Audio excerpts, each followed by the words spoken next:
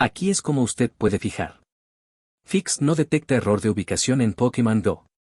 Mientras juega Pokémon Go, está bien que su GPS o ubicación no puede detectar desde su dispositivo Android. No se preocupe, siga solo 3 formas avanzadas para resolver su problema. Solución 1. Arregla tu ubicación y GPS. Abre ajustes. Desplázate hacia abajo. Pulsa protección de privacidad. Pulse ubicación. Pulsa Pokémon Go. Pulse permitir todo el tiempo.